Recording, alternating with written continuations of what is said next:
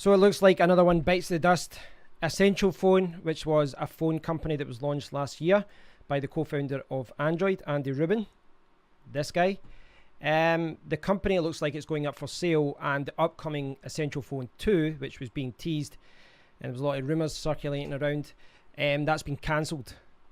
So you'll see a few news stories about this out there. I don't know if the company will be sold to someone else and someone else will pick it up. I don't know. At this point, no one really knows what's happening other than the company is being sold. Now, I did a video about this last year, and one of my main criticisms before I knew anything about the phone was the fact that, you know, it came out with this kind of unique camera system, you know, one of the first ones with a notch, but it was very, very expensive. Very, very expensive. It came out, I can't remember, I think it was like $700 or $800, but they were pricing this phone around the same price as Samsung and all that at the time.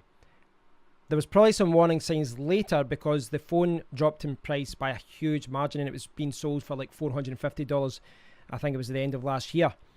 But also, it got mixed reviews. There was a lot of people complained about the phone once they got it as well. So it got mixed reviews, and there was a lot of software updates that had to come out to try and basically fix the problems with the phone. One of the things I talked about when I talked about this phone last year was the fact that, yes, this is being released by Andy Rubin, you know, the co-founder of Android, and there was a lot of other big players from California who got involved in the project. But what I did say was that, you know, there's always a risk with any new company. And why, you know, I think I remember the comparison I made at the time was OnePlus. OnePlus came out, they started very, very cheap, and then they, you know, slowly built the price up of the phone every year. They got a little bit more expensive, but they get more established, they had more staff and all that. They grew organically.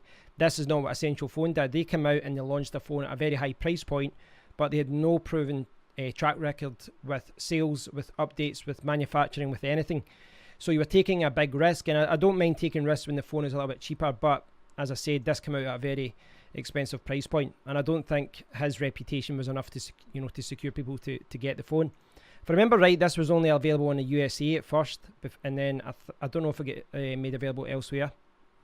So yeah, I mean, I'm sure this is very bad news for anyone that's got an Essential Phone, because, you know, good luck getting any updates to their phone now. Says here they'd spent more than $100 million developing the first products, about a third of the money it raised to build the company. So yeah, it looks like the phone is going to go up for sale. But I mean, I don't know who would buy this phone, you know, who would buy this company, sorry, because when you think about it, they only had one phone. I doubt they have any, you know, maybe they've got one patent or two, I don't know, with what they developed for the phone. But with the money this company is selling for, it's not like they have a huge reputation and all that. They have a good domain name and a good brand and all that, as far as a brand name goes. But yeah, you know, if you were a large company in China or the USA and you were wanting to start your own phone company, you would just start it from scratch rather than, you know, buy a company like this that, I mean, what have they got? They've got a domain name and they've got a phone that was, you know, you could pretty much say it was a failure. So yeah, pretty sad. So I feel sorry for the people that bought that phone, but there's always a risk when you buy the first phone from a company. I had the same kind of reservations with the Razer phone, but at least Razer is an established company. They weren't involved in phones before, but when they brought out the Razer phone, they partnered with another company. So at least they were an established company. This was a completely new company. It was a startup, and in that regard, it was risky. And it looks like, yeah, it was very risky because the company is being going up for sale. So yeah, I'll leave a link to the website and those articles you can check out for yourself, guys.